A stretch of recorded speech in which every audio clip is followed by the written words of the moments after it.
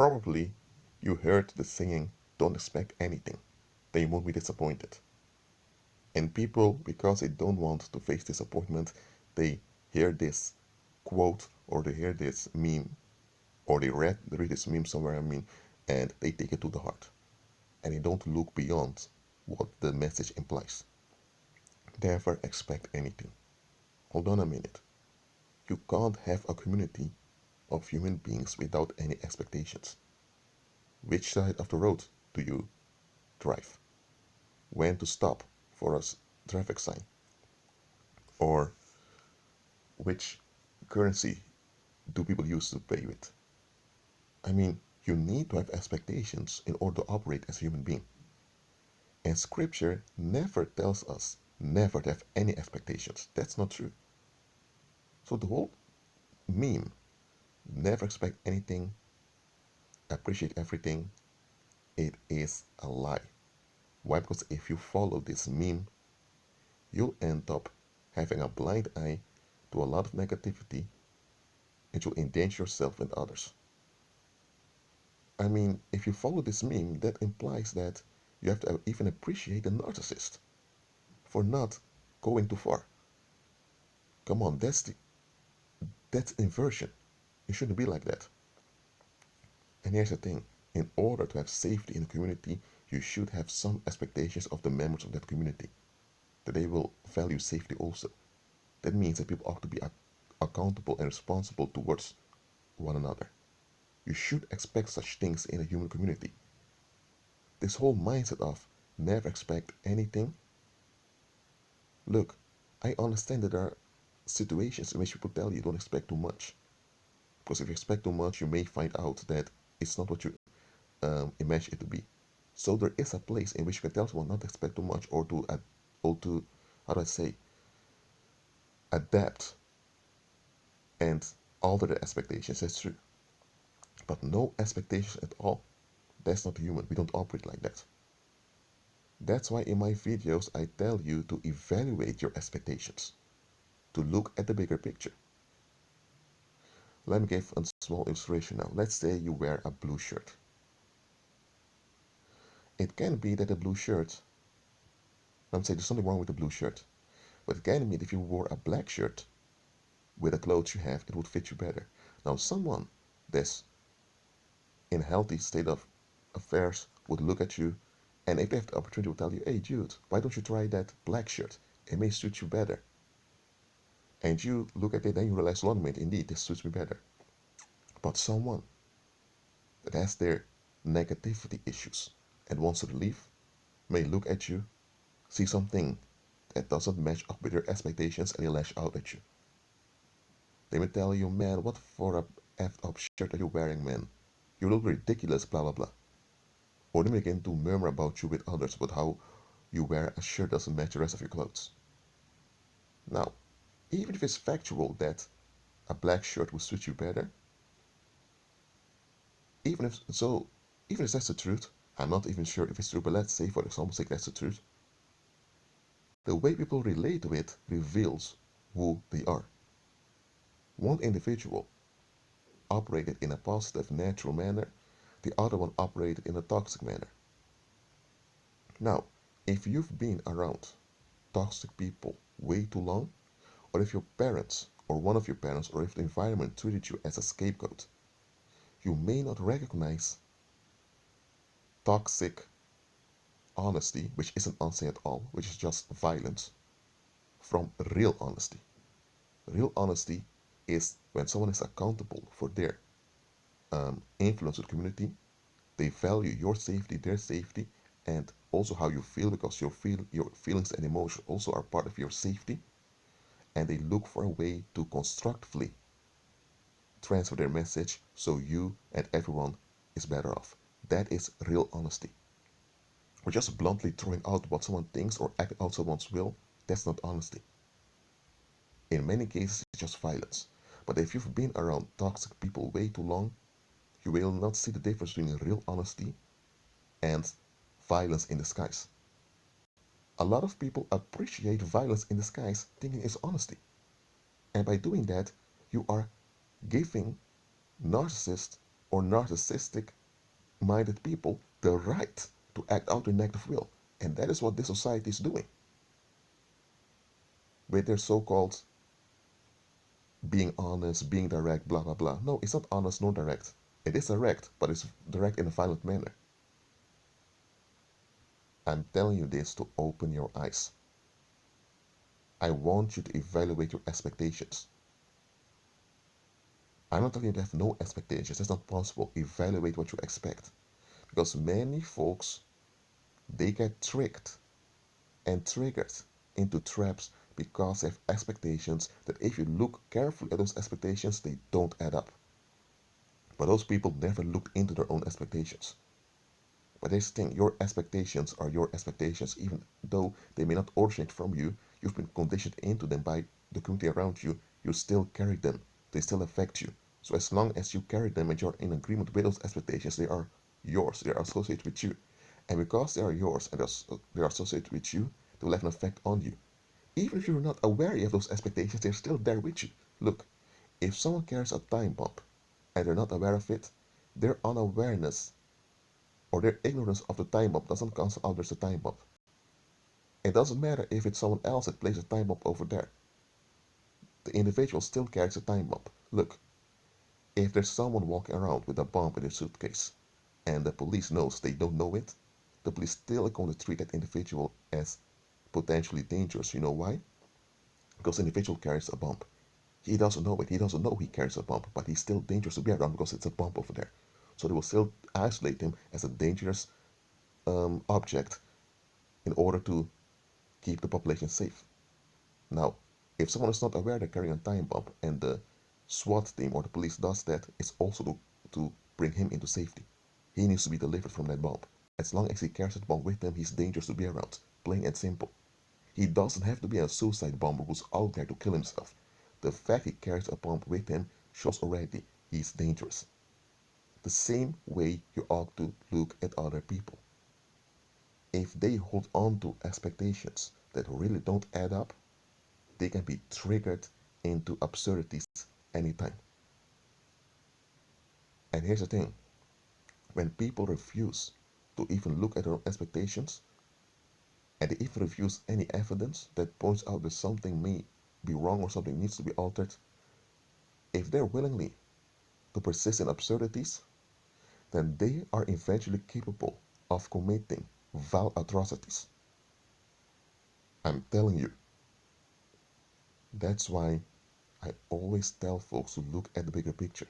Most of people's so-called expectations are based on the small picture, centered around the I, around their emotions, and around getting approval of the people that raised them, their parents, the community. They never look beyond any of that. I'm telling you to look beyond. Some people carry time bombs with them. They're about to go off. That's why listen what I'm saying here.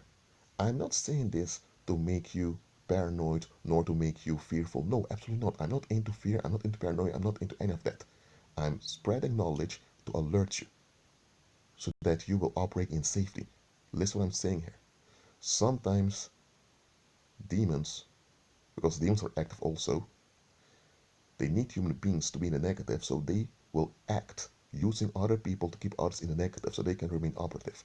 Sometimes demons will bring people to you into your life, not because the demons care about you, not because they want to do any good to you, but the unclean spirits will bring someone close to you because the demons know that individual has an issue that's about to explode, and the demons want that individual around you so that when it explodes, it will affect you and those around you. Let me repeat that. There's also a trick the enemy is using. And look, if you are in a war, or let me say if there's a war against you and against your country, you need to be alert of the tricks of your enemy. I'm not telling you to be obsessed with your enemy and to know and to be totally after him and want to know absolutely everything about your enemy. I'm not talking about that. I'm not talking about being obsessed with the abyss, but you need to know how the abyss operates, what they can and can't do. And the trick I just revealed onto you, many just don't see it coming. Going to repeat it. Or better said, I'm going to give a parable of it. You have Gemma. Gemma works as a manager somewhere part-time. She has a boyfriend. They live together. She's not a believer, okay? Just a world individual, but she is decent. She has a kind heart, and people can see that about her. Then one day, when she's working at the office, she receives an application. And when she read who applied, she recognized the name. It was a friend of her from primary school that she hadn't spoken to in years. So the two get together, they talk,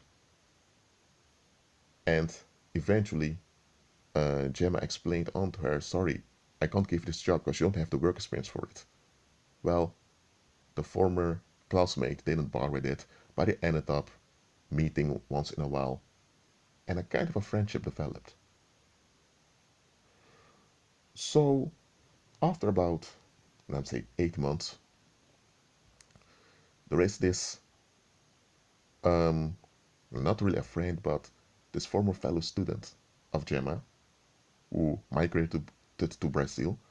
He came back to Britain to look for his old study mates. And Gemma was very active during her college years, so she was known. She had an like entrepreneurship attitude, so she used to get things done. And this former fellow student of hers came to visit her to see what she had accomplished. So he comes by, sees, oh, Gemma, you became a manager. Then Gemma says, yeah, I tried my own business together with my boyfriend, but it failed. So I thought, let me just work as a part-time manager. My boyfriend is working full-time, so we can make a living. Well, that former fellow student has become a millionaire by looking careful at the market and using tricks to get things done. So this millionaire now um, looks on her Facebook account. Well, they're the same age because, well, he just divorced his wife, who was only after his money. That's the issue with having so much money, that sometimes you get a lot of dangerous people that will pretend to love you, that will come after you. So this millionaire now checked her Facebook because he was thinking secretly, oh, this Gemma may have some cute friends. Then this guy sees this girl and he gets a very awkward feeling.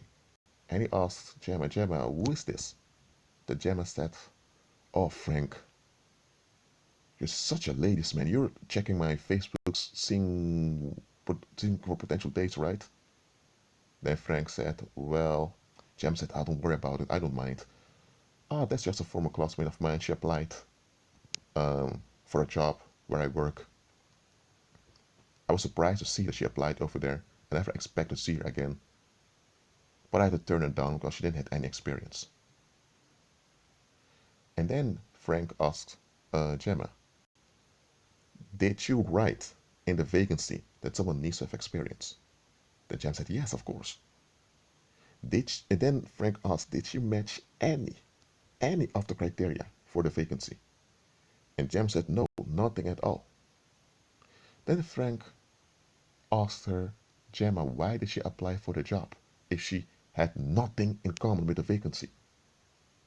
If it didn't fit her at all? Gemma was quiet for a while. And then Frank asked Gemma, is your name written on the website as a recruiter? And Gemma said, yes, of course. That happens with all recruiters. And then Frank thinks for a moment. Then he says, Gemma, are you in contact with this girl? And she said, yeah, we kind of became friends. Man, she's been through a lot. And Frank, who had quite some experience with borderline narcissistic females ever since he was a teen, told Gemma, listen, I have a very bad feeling about this chick. Uh, I, if I were you, I would cut her off. Not in a very direct manner, but just lower contact and push her out of your life, please. Then Gemma looked at him and said, Frank, I know you had some bad women in your life that took advantage of you, and your wife that you married, you thought she was for you, but she was only after your money. But please, Frank, not all women are like that. And Frank said, Gemma, I know not all women are like that, because if I thought that, I wouldn't be here visiting you, would I? And Gemma realized, oh, hold on a minute, that's true. Frank also said, look, I looked at her pictures and I got an eerie feeling. In my past, when I got an eerie, uncomfortable feeling with someone, I tended to ignore it because I thought I had no evidence. Well, life has shown me to always pay attention when you get a very awkward feeling with someone. If it has nothing to do with other individual, it has to do with you, that means that you need to look for help. If it's the other individual, then you know what to do. And Gemma, listen, she applies for a job she has nothing in common with. Don't you think she may have planned this? Could it be that she saw the vacancy, that it had your name on it? Or could it be that she looked up for you to look how you are doing in life? And then she found out you were a recruiter, you're also a part-time manager, and you were writing vacancies. Couldn't it be that she applied for the job just to get in contact with you? And Gemma thought, who's going to do that, Frank? And Frank told her, Gemma, there are many people doing such weird stuff. Then Gemma asked him, well, Frank, then you are more experienced with such chicks than I am, because I'm not into chicks at all. Why would she do that? What do I have to offer? And then Frank told her, Gemma, I know you're not into that spiritual thing, but look, some people, they have malevolent entities attached to them, and those malevolent entities want to use them to harm others, to bring negativity on the earth. And I am suspecting that things are going well with you now. You have influence.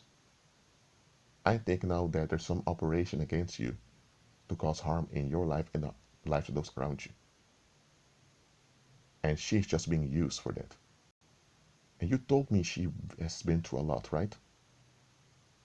Jem said, yeah. She was very open about it.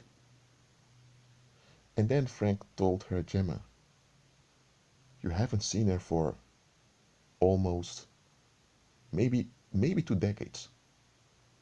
She hadn't paid any attention to you at all. Even in primary school, you told me about her once that she didn't even bother with you.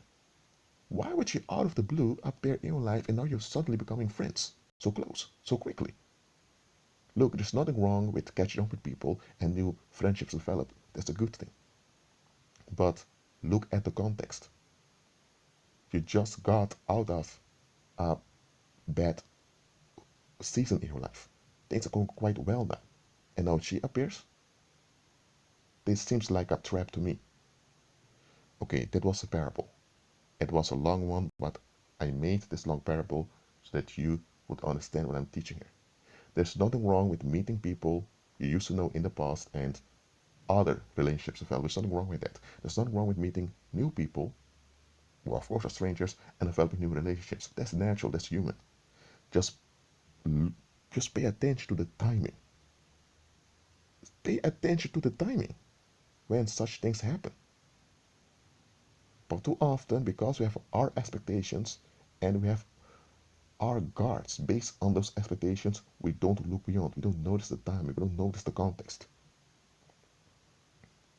And listen, as a believer, it will happen that suddenly certain people will just appear in your life and you're not even aware they have appeared in your life. Sometimes it seems as if you're the one that attract them into your life, so you take responsibility for it, but it's not you. It's not you at all. It's a paranormal seeking to trap you. I'm telling you, not all opportunities are blessings when it comes to relationships. I'm not just talking about romantic relationships, I'm talking about relationships in general, business relationships, friendships, romantic relationships. Not all relationship opportunities are blessings. Some are traps. And I escaped many traps. And I'm telling you, look at the timing. That being said, a great Christ and be at peace.